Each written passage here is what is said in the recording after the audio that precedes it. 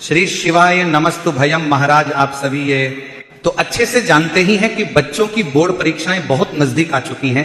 महाराज जैसे जैसे परीक्षा का समय पास आता है वैसे वैसे घर का माहौल भी थोड़ा गंभीर और चिंताजनक हो जाता है।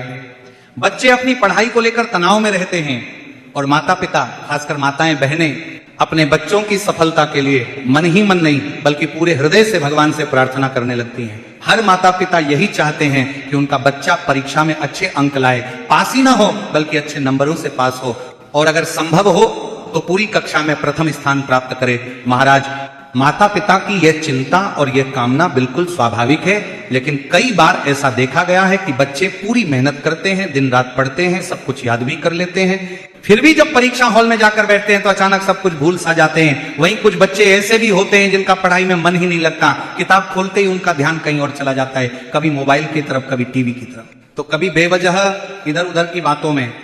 ऐसे में माता पिता की चिंता और भी बढ़ जाती है।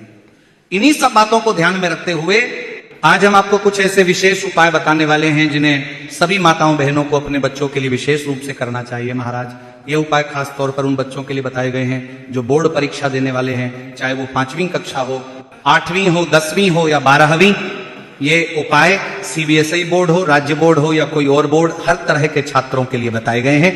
लेकिन महाराज यहाँ एक बात बहुत जरूरी है और वह ये कि इन उपायों को आधा अधूरा नहीं करना है। अगर आप उपाय को ठीक से नहीं समझेंगे या बीच में छोड़ देंगे तो उसका पूरा फल नहीं मिलेगा। इसलिए महाराज जो भी माताएं बहनें और बच्चे ये वीडियो देख रहे हैं तो उनसे निवेदन है कि इस पूरे उपाय को ध्यान से समझें, और यदि आपको ये जानकारी उचित लगे तो वीडियो को लाइक करें, चैनल को सब्सक्राइब करें और कमेंट में ये जरूर बताएं कि आप ये वीडियो कहां से देखा है रहे हैं। महाराज ये कोई साधारण उपाय नहीं है।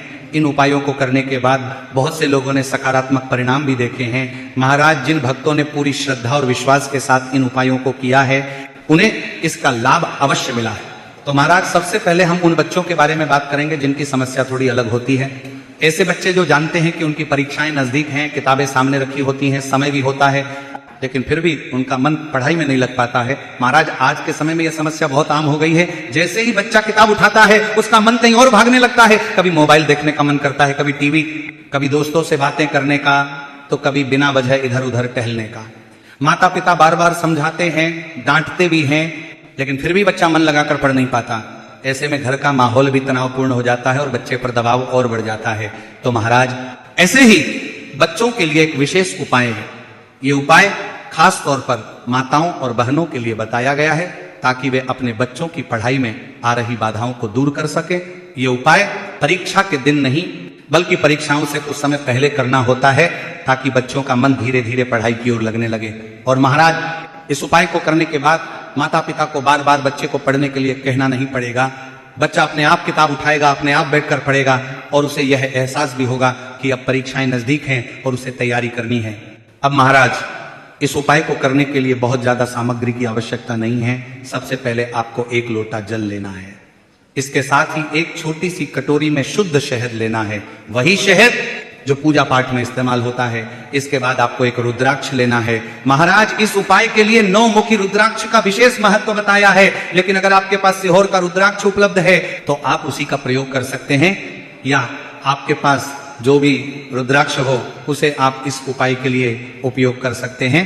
अब महाराज आपको क्या करना है ये ध्यान से समझिए। सबसे पहले उस कटोरी में शहद लें और उसके अंदर वह रुद्राक्ष डाल दें। ध्यान रहे कि रुद्राक्ष पूरी तरह से शहद में डूबा हुआ हो। इसके बाद सुबह सुबह भगवान शिव के मंदिर जाना है। यह उपाय आप किसी भी दिन कर सकते हैं और बच्चों की परीक्षा से पहले ही आपको यह उपाय करना है। अब महाराज मंदिर पहुंचने के बाद सबसे पहले भगवान शिव के सामने प्रणाम करें, फिर जो रुद्राक्ष आपने शहद में डाला हुआ है उसे उस कटोरी से निकालकर शिवलिंग की जलाधारी पर रख दें। जलाधारी वही स्थान होता है जहां से शिवलिंग पर चढ़ाया गया जल नीचे गिरता है। इसके बाद जो शहद कटोरी में बचा है उसे भगवान शिव की शिवलिंग पर अर्पित कर दें। अब महाराज यहां पर बहुत ध्यान देने वाली बात है, जब आप शिवलिंग पर शहद चढ़ा देते हैं तो उसके बाद उस शहद को वापस अपनी कटोरी में लेना है। जितना शहद वापस आ जाए उतना ले लें। इसके साथ ही जो रुद्राक्ष आपने जलाधारी पर रखा था उसे भी उठा लें। इन दोनों चीजों को अब आपको अलग अलग संभाल कर रखना है। अब महाराज इसके बाद आप अपने साथ लाया हुआ लोटा जल या पूजा की अन्य सामग्री जैसे दूध, दही, घी, शक्कर, शहद जो भी आपके पास हो उनसे भगवान शिव की सामान्य पूजा अर्चना कर लें। पूजा पूरी होने के बाद आपको वह रुद्राक्ष और वह शहद जो आपने शिवलिंग से वापस लिया है अपने साथ घर ले आना है। घर आकर रुद्राक्ष को किसी सुरक्षित स्थान पर रख दें, उसे इधर उधर न रखें, न ही किसी और को छूने दें। अब जो शहद आपने शिवजी पर चढ़ाकर वापस लिया है वही शहद इस उपाय का मुख्य हिस्सा है। इस शहद को आपको अपने बच्चे को चटाना है। महाराज, यह शहद आपको पूरे 11 दिनों तक अपने बच्चे को देना है, सुबह और शाम दोनों समय।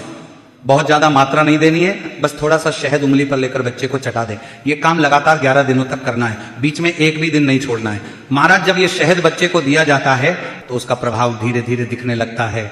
बच्चे का मन भटकना बंद हो जाता है, उसे मोबाइल, टीवी या बेकार की चीजों में पहले जैसा मजा नहीं आता। वह खुद महसूस करने लगता है कि उसे पढ़ना है, बैठकर किताब खोलनी है और अपनी तैयारी पूरी करनी है, और माता पिता को बार बार टोकने की जरूरत नहीं पड़ती।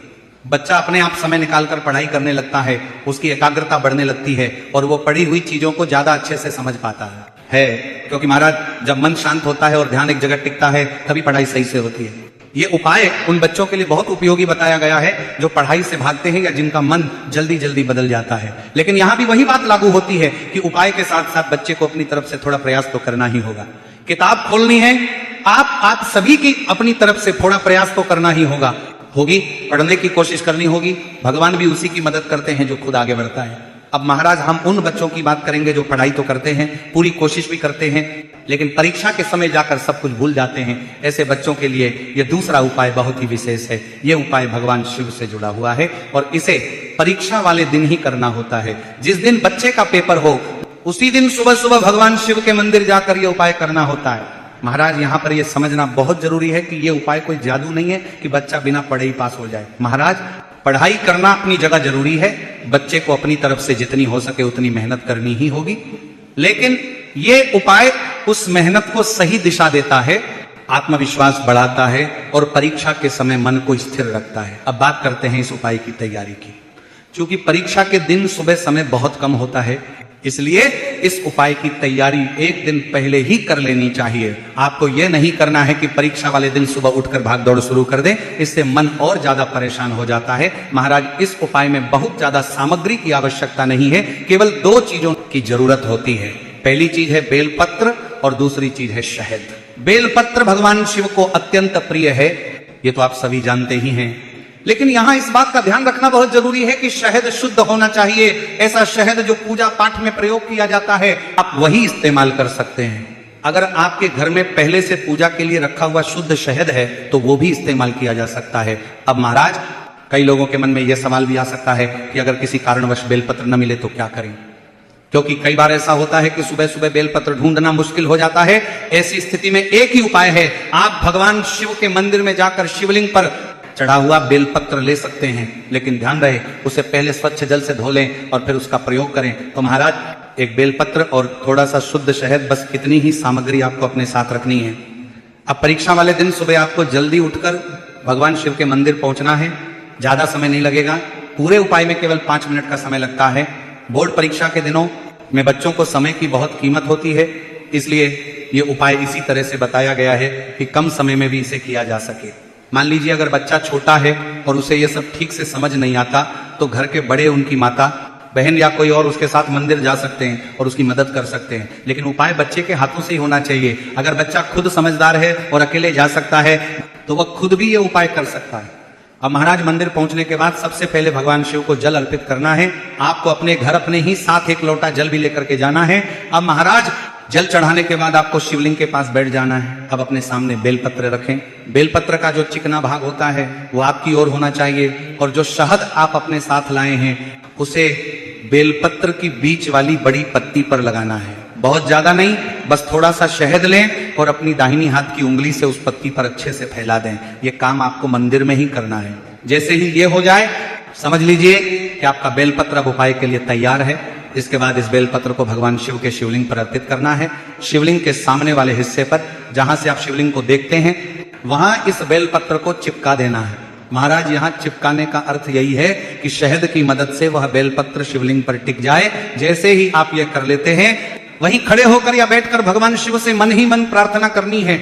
उनसे निवेदन करना है कि आज जो भी परीक्षा है उसमें आप अच्छे अंक प्राप्त कर सकें। इसके बाद 2 मिनट तक मन ही मन श्री शिवाय नमस्तुभयम मंत्र का जाप करना है। इसके बाद भगवान को प्रणाम करें, माथे पर तिलक लगाएं और बिना पीछे देखे सीधे अपनी परीक्षा के लिए निकल जाएं। रास्ते में भी मन में भगवान शिव का नाम लेते रहें। महाराज ये उपाय आपको या आपके बच्चों को हर उस दिन करना है जिस दिन आपकी परीक्षा हो। ऐसा नहीं कि पहले दिन कर लिया और फिर बाकी दिनों में छोड़ दिया। जिस जिस दिन पेपर है उस दिन यह उपाय दोहराना है। इससे मन स्थिर रहेगा, घबराहट कम होगी और जो आपने पढ़ा है वह समय पर याद आएगा। तो महाराज यह हो गया दूसरा उपाय। अब महाराज कई बार लोग उपाय तो कर लेते हैं लेकिन छोटी छोटी बातों पर ध्यान न देने की वजह से उन्हें पूरा फल नहीं मिल पाता। इसलिए सबसे पहली बात, महाराज ये उपाय किसी दबाव में नहीं करने हैं, ना बच्चों पर दबाव डालना है और ना ही खुद पर। कई माता पिता ये गलती कर बैठते हैं कि उपाय करते समय भी बच्चे को डांटते रहते हैं या बार बार कहते रहते हैं कि अगर नंबर नहीं आए तो देख लेना। ऐसा करने से उपाय का प्रभाव कम हो जाता है। इसीलिए ये उपाय श्रद्धा और विश्वास से किए जाएं, डर और तनाव के साथ नहीं। दूसरी बात, इन उपायों को करते समय घर का वातावरण शांत रखना बहुत जरूरी है। अगर बच्चा परीक्षा देने जा रहा है और सुबह सुबह घर में शोर शराबा, बहस या झगड़ा हो रहा है तो उसका मन वैसे ही अशांत रहेगा। इसलिए जिस दिन परीक्षा हो उस दिन कोशिश करें कि घर में शांति बनी रहे, बच्चे से प्यार से बात करें, उसे ये एहसास दिलाएं कि आप उसके साथ हैं। महाराज एक और बहुत महत्वपूर्ण बात यह है कि इन उपायों को किसी दिखावे के लिए नहीं करना है। मंदिर जाकर ये नहीं सोचना है कि कौन देख रहा है, कौन क्या कहेगा। ये सब मन से किया जाने वाला कार्य है। अगर बच्चा खुद मंदिर जा रहा है तो उसके मन में यह भावना होनी चाहिए कि वो भगवान शिव के चरणों में अपनी मेहनत और अपनी परीक्षा दोनों सौंप रहा है। अब महाराज कई लोग यह भी पूछते हैं कि क्या ये उपाय सिर्फ बोर्ड परीक्षाओं के लिए ही है? तो महाराज ये उपाय खास तौर पर बोर्ड परीक्षाओं के लिए बताए गए हैं क्योंकि इस समय बच्चों पर मानसिक दबाव सबसे ज्यादा होता है। 5वीं, 8वीं, 10वीं और 12वीं इन परीक्षाओं को बच्चे और माता पिता दोनों बहुत गंभीरता से लेते हैं। इसलिए यह उपाय इन्हीं परीक्षाओं के लिए अधिक प्रभावी माने गए हैं। इसी के साथ महाराज यहां यह भी समझना जरूरी है कि उपाय करने का मतलब यह नहीं है कि पढ़ाई बिल्कुल छोड़ दी जाए। कई बच्चे ये सोच लेते हैं कि अब तो उपाय कर लिया है, भगवान सब संभाल लेंगे। ऐसा नहीं है। उपाय केवल सहारा देता है, रास्ता दिखाता है, लेकिन उस रास्ते पर चलना बच्चे को खुद ही होता है। भगवान भी उसी की मदद करते हैं जो खुद मेहनत करता है। अब महाराज बात करते हैं उन माताओं और बहनों की जो अपने बच्चों के लिए पहला उपाय कर रही हैं। जब आप शहद और रुद्राक्ष वाला उपाय कर रही हों तो उस दौरान अपने मन में किसी भी तरह की नकारात्मक सोच न रखें। मन में यह विश्वास रखें कि आपका बच्चा ध्यान से पढ़ेगा, मन लगाकर पढ़ेगा और सफल होगा। कई बार माता पिता बाहर से कुछ नहीं कहते लेकिन मन ही मन डर और चिंता पाल लेते हैं। यह चिंता भी बच्चे तक किसी न किसी रूप में पहुंच जाती है। अब महाराज एक और बात जो बहुत जरूरी है, परीक्षा के दिनों में बच्चों की दिनचर्या बहुत बिगड़ जाती है। कभी देर रात तक पढ़ना, कभी सुबह जल्दी उठना, कभी खाना ठीक से ना खाना। ऐसे में उपाय के साथ साथ यह भी जरूरी है कि बच्चे का खान पान और नींद सही रहे, क्योंकि अगर शरीर थका होगा तो मन भी थका रहेगा और थके हुए मन से पढ़ाई नहीं होती है। इसी के साथ महाराज इन उपायों को करने के बाद भी एक बात हमेशा याद रखें कि भगवान भी उसी की मदद करते हैं जो खुद अपनी मदद करता है। उपाय करने का मतलब ये नहीं है कि बच्चा पढ़ाई बिल्कुल न करे, बल्कि उपाय करने से बच्चे को पढ़ाई करने की शक्ति और प्रेरणा मिलती है। इसलिए उपाय के साथ साथ नियमित पढ़ाई, सही समय पर सोना, सही समय पर खाना और थोड़ी सी विश्राम, ये सब भी बहुत जरूरी है। इसीलिए जब ये उपाय श्रद्धा से किए जाते हैं और साथ में मेहनत भी होती है तो उसका फल अवश्य मिलता है। हो सकता है कि हर बच्चा टॉप न करे, लेकिन इतना जरूर होता है कि बच्चा अपनी क्षमता से बेहतर प्रदर्शन करता है और यही सबसे बड़ी सफलता होती है। तो महाराज अंत में बस भगवान शिव से यही प्रार्थना है कि वे सभी बच्चों को सद्बुद्धि दें, उन्हें शांत मन दें और उनकी मेहनत को सफल बनाएं। धन्यवाद।